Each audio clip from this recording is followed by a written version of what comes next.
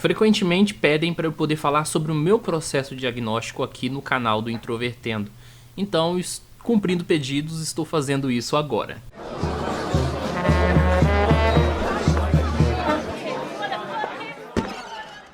Introvertendo. Olá para você que assiste o canal Introvertendo aqui no YouTube.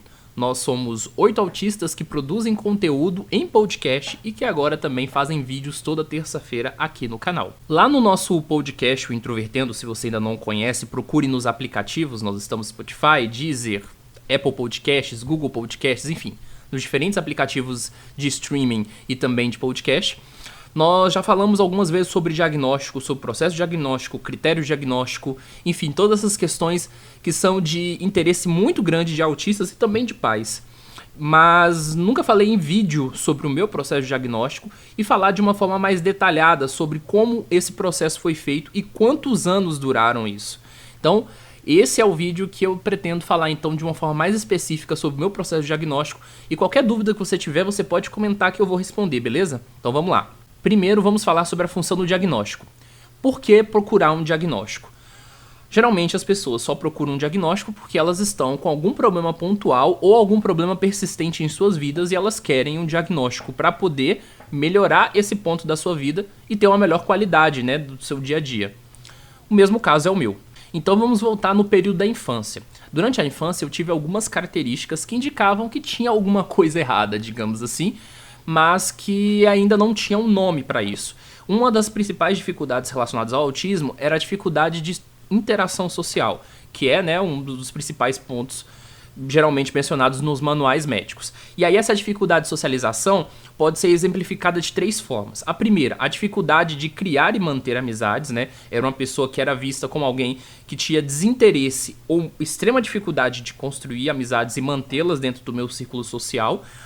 Na segunda, eu era taxado como uma pessoa extremamente arrogante e extremamente desagradável, né, nesse ponto de vista de interação social. E o terceiro é que era alvo frequente de bullying. E esse bullying se estendeu desde a infância até o ensino médio. Foi persistente em diferentes classes, em diferentes instituições. Ou seja, não foi algo literalmente ligado a alguém, mas geralmente ligado à minha pessoa, né?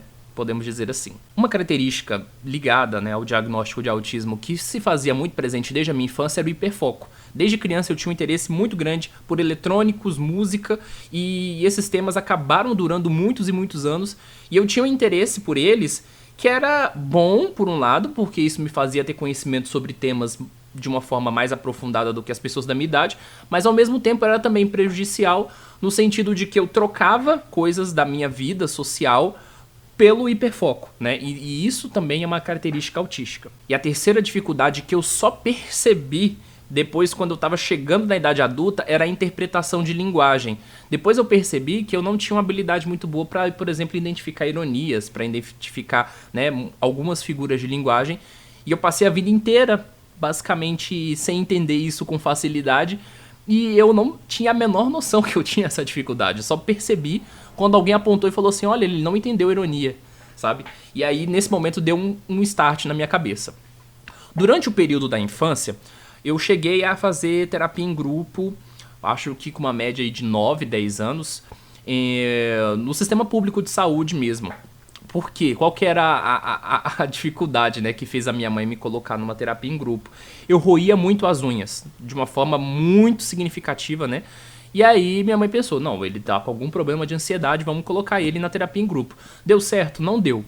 Primeiro, porque a profissional que atendia, ela se queixava frequentemente com a minha mãe, dizendo, mas ele não quer interagir com as outras crianças, não tem como trabalhar com ele desse jeito. E aí minha mãe perguntou pra mim, você quer frequentar aqui? Aí eu falei, não, tá me atrapalhando, é bem no horário do desenho que eu gostava de assistir. Ela falou assim, então eu vou tirar você daqui. E aí ela tirou, largou de mão, porque ela pensava o seguinte, olha, tá, ele tem algumas dificuldades, ele tem alguns problemas, mas ele tira boas notas e tem um ótimo desempenho acadêmico, então vou deixar ele do jeito que ele é. E aí essa foi a estratégia. Qual que foi o problema isso a longo prazo, tá? Por isso que o diagnóstico tardio é uma realidade muito preocupante. Porque quando chegou no final do ensino médio, né, foram juntando vários problemas, e aí você relaciona também a adolescência, né, que é um período difícil para as pessoas, e aí vieram outras coisas, como depressão. E aí, durante esse período, eu comecei a ler algumas coisas na internet, fiz um teste, né, encontrei um teste da PUC do Rio Grande do Sul chamado Temperamento. Esse teste, ele parecia bem completo, assim. Você respondia várias perguntas sobre a sua infância, demorava mais ou menos 2 horas para você responder, eram mais de 100 perguntas. E aí, no final, ele dava hipóteses de possíveis transtornos, de possíveis, enfim, né, condições. E aí eu lembro que no final ele sempre falava, olha, é provável isso, não provável aquilo, procure um profissional médico para poder avaliar a possibilidade. E aí eu marquei todas as alternativas, e eu lembro que lá no final deu assim, provável um monte de coisas, provável depressão, provável fobia social, né, provável uma coisa que me chamou muito a minha atenção, que era o transtorno esquizoide. Aí eu fui tentar ler o que era transtorno esquizoide, achei interessante, né, aquela coisa, né, de você ler coisas na internet e se identificar. Aquela coisa que eu sempre critico, que é o autodiagnóstico, isso é um problema seríssimo, mas enfim, vou continuar aqui a narrativa. E aí eu procurei um grupo no Facebook de pessoas que tinham transtorno esquizoide, era um grupo de 15 pessoas, era um grupo assim, minúsculo. E aí eu lembro que quando eu entrei nesse grupo eu não me identifiquei com absolutamente ninguém que estava naquele grupo, ninguém. E aí fiquei com um ponto de interrogação na cabeça, né? No início eu fiquei um pouco obsessivo por esse diagnóstico, pensei assim, não, é isso, é isso, é isso. Mas ao mesmo tempo tinha essa dúvida porque as pessoas não eram parecidas comigo. E aí eu lembro muito bem que eu procurei uma psicóloga ainda no final do ensino médio na instituição que eu trabalhava, falei sobre a hipótese de transtorno esquizoide e ela falou, não. No início eu fiquei um pouco assim, né? Mas depois eu entendi que ela estava correta aqui e não avaliar essa possibilidade. E aí o que aconteceu? Dentro desse mesmo grupo eu lembro que alguém publicou um dia falando assim, olha, talvez alguns de vocês que estão aqui, na verdade tenham síndrome de Asperger e não transtorno esquizoide. E aí eu fui olhar o que era síndrome de Asperger, né, no Google.